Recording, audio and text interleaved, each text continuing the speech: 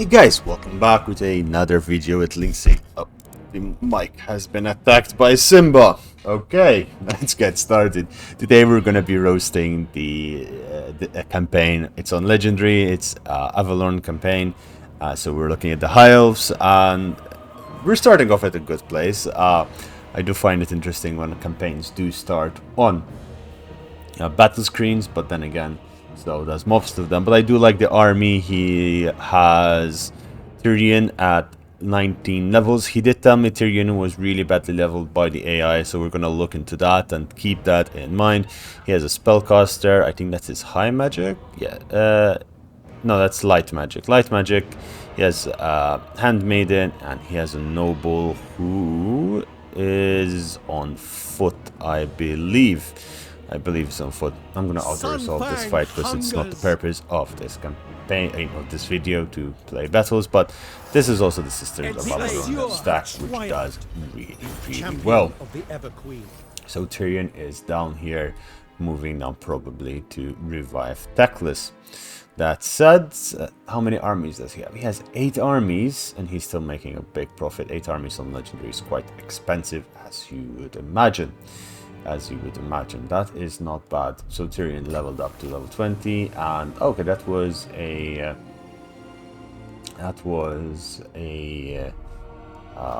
treasure on the sea. Now, with that said, let's look at the records. So currently there's a lot of effects active. There's a blood voyage that's currently going towards him. Chaos, of course, all provinces. Artillery focus, invocation of Asurion, cheaper buildings, more public order. That's a lot of chaos corruption. It's not bad, but yeah. Defender of Alt1 is 100%, so you get massive bonuses to all of your regions. This is why Alariel is just so strong with her faction. And materials at sea, construction cost for buildings 30 for, yeah, that's really good. That's what we got from this. And income increased heavily. First thing I want to see is, he went for the Isthmus of Lustria. So normally I would either go for the region of Utane or the Isthmus of Lustria, and I imagine these are all entrepreneur handmaidens and mages. Now, something that I usually do is Haxolotl is a really incredibly important city, and you're often under assault from either up here, which it seems that Nagaron has been wiped out. Really good, but we'll get to that in a second. But I normally just build walls of heroes either there, here, in this side, and here. It's good. I sometimes do that, and then it's the only port of entry into the region, essentially blocking off all of the regions. You could also block up these 2 areas, and it just blocks and secures one of the richest, most potentially money producing areas in the entire game. Another thing is that this, even though it has it's yellow, it's orange, so you get minus 15% income. You remember that you have Skegi, Ziggurat of Dawn, and Fallen Gates all being green, and you do get gold, and an incredible amount of income is possible with the entrepreneurs. With regards to diplomacy, let's see what he has done.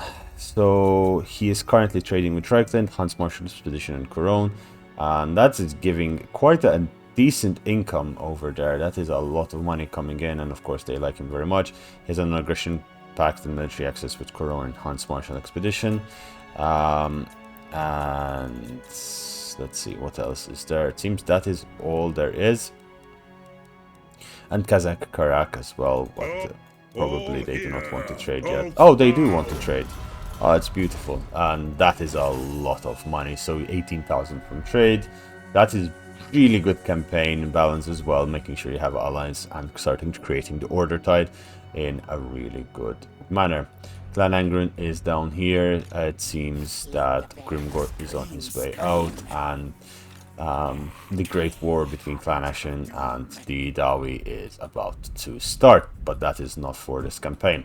Let's look at the buildings, and generally I don't see any issue. He has, it seems, built mages everywhere. Actually, that's something I will check. Heroes, please. Thank you. 20 handmaidens, 21 nobles possible. Mages fully recruited, and of course, you don't really normally recruit these guys. Now, with nobles, where are the nobles? He needs to have a settlement that he is collecting from.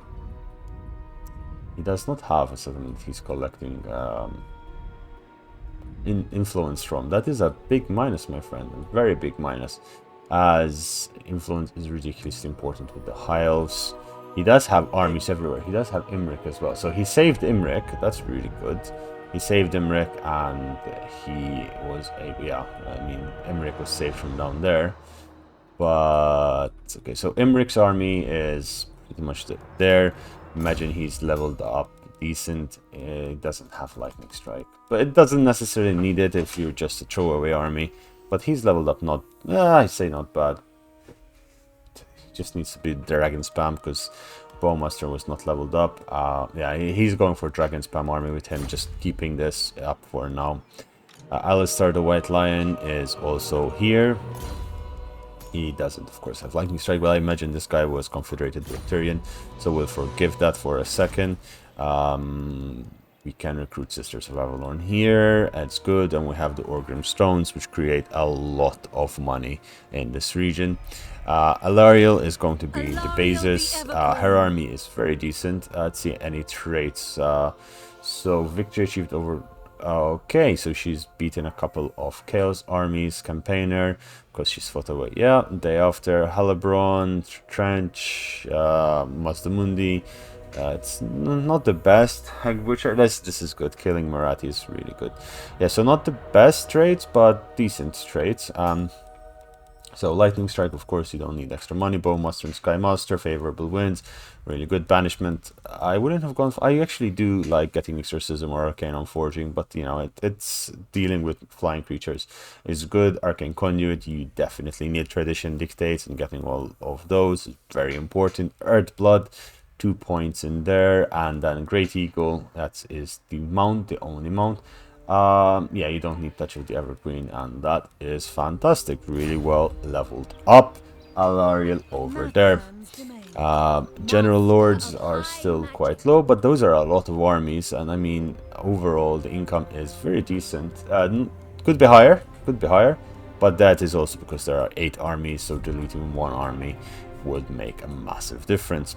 The one downside of this campaign is that he does not have his heroes, his nobles collecting as much influence as possible, and that takes a big hit because then you're much slower in recruiting your heroes and lords of the skills that you want, and it does end up slowing your campaign later on. Like, you can snowball pretty much out of control if you do have the right traits. That said, decent position overall. I would say this campaign is maybe a 3.54 out of 5 in terms of campaign management. I'd say 3.5 out of 5. Campaign management. Armies, it gets full 5 out of 5. Leveling up gets full. Not full. Let's say 4 out of 5 because he didn't confederate this guy early.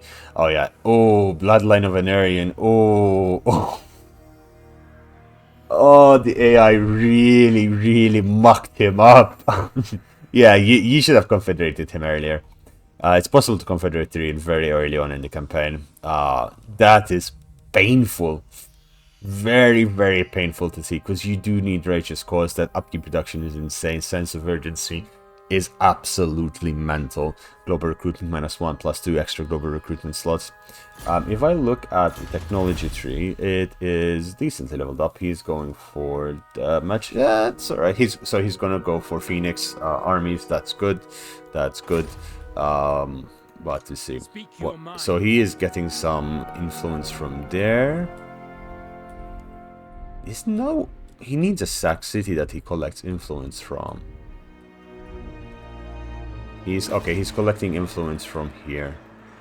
Just has a couple of nobles collecting influence, but nothing too intense, nothing too serious. Yeah, I just prefer Legends method of keeping one of the gates. surrounding it with 20 nobles, and basically just draining it for all possible influence. I think that's it. It's a straightforward campaign, so legendary difficulty. It's very well maintained. The Vacoma is the person, by the way. He did an incredible job. Turn 30. Yeah, they could have easily done something here. This is Altarion. Yeah, Tyrion should have been very easily confederated there. Okay. Yeah, he let Tyrion take the gates from Altarion, and then he confederated Tyrion 20 turns ago, more or less. Yep. And that's when he explodes. When you confederate all of Alt 1, like at the High Elves, you just explode very, very fast. Okay, ladies and gentlemen, I hope you found this a useful roast. Also, maybe tips and tricks, because there's a lot to learn from. Yeah, he went with the Phoenix spam here. That's why his armies can be quite expensive. That is a very nice army. This is a really strong army. Very expensive. Very expensive. Each one of these Phoenixes is very strong, but that is a very strong army. But yeah, I hope you find this useful. It is a lovely campaign, actually. And Vacoma did a really good job, I would say. He seems he's sending his nobles to try and get something from somewhere else. But with that said, ladies and gentlemen, if you want to send me your campaign, send it on totalwarbro@gmail.com. I will, use the emails from there, create new campaigns. You can send them to me on Discord, but I might miss those, and I'm sorry if I do. And I hope you have a lovely day. Later today, I think around 6 p.m. Central European time, there's going to be more reveals from Warhammer 3, so highly recommend that you watch it. If you're watching this after that, go back and watch the reveals for Warhammer 3. What we got till now was pretty juicy. Ladies and gentlemen, have a lovely day, and bye bye.